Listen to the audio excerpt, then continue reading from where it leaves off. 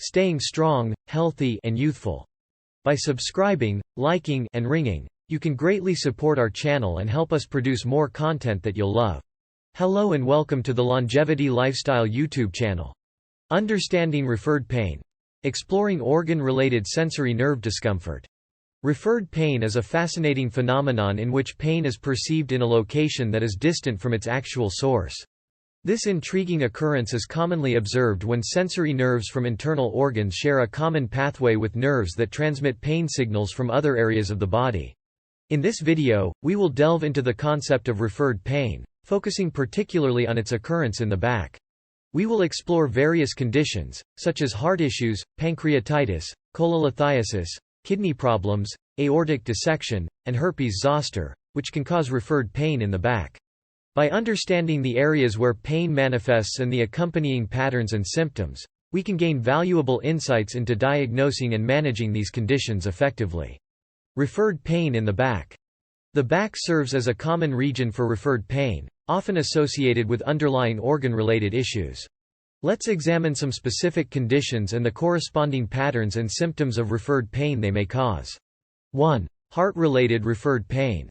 Referred pain from the heart, known as cardiac referred pain, typically manifests as discomfort or heaviness in the chest, angina. However, it can also radiate to other areas, including the upper back, between the shoulder blades, or even down the left arm. This pattern of pain, known as referred pain, occurs due to the overlapping sensory nerves that supply both the heart and these other regions. Understanding this pattern is crucial to differentiate cardiac-related pain from other causes, such as musculoskeletal issues. 2. Pancreatic referred pain. The pancreas is an organ located deep in the abdomen, but it can cause referred pain in the upper abdomen and back when inflamed or affected by conditions like pancreatitis. Pancreatic referred pain is often described as a dull, gnawing sensation that may radiate to the mid-back region. In some cases, the pain may worsen after consuming fatty meals or may be accompanied by other symptoms such as nausea, vomiting, or jaundice. 3. Cholelithiasis, gallstones. Gallstones, which are solid deposits in the gallbladder or bile ducts, can cause significant pain. When gallstones obstruct the bile ducts, it can lead to referred pain in the upper right abdomen that may radiate to the right shoulder or back. The pain is typically intense, sharp, or cramp-like and may be associated with other symptoms such as nausea, vomiting, and jaundice. 4. Kidney-related referred pain. Kidney problems, including kidney stones or infections, can result in referred pain in the back. The pain is commonly felt in the flank area, which is the side of the abdomen between the ribs and hips. It may then radiate to the lower back or groin. The nature of kidney-related referred pain can vary, ranging from a sharp, colicky pain to a dull, constant ache. Additional symptoms such as blood in the urine, urinary urgency, or frequency may also be present. 5. Aortic dissection. Aortic dissection is a serious condition that involves a tear in the inner layer of the aorta, the major artery carrying blood from the heart. This tear can cause referred pain in the back, often described as sudden, severe, and tearing in nature. The pain typically starts in the chest and radiates down the back, following the path of the aorta. Aortic dissection requires immediate medical attention as it can be life-threatening. 6. Herpes zoster, shingles. Herpes zoster, commonly known as shingles, is a viral infection caused by the reactivation of the varicella zoster virus, the same virus responsible for chickenpox.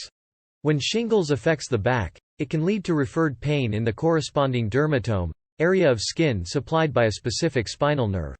The pain is often described as burning, tingling, or sharp and is accompanied by a characteristic rash that follows the path of the affected nerve.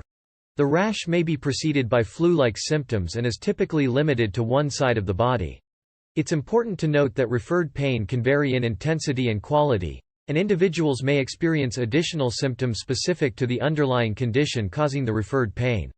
Proper diagnosis of referred pain requires a comprehensive evaluation of the patient's medical history, physical examination, and sometimes additional diagnostic tests, such as imaging studies or laboratory tests.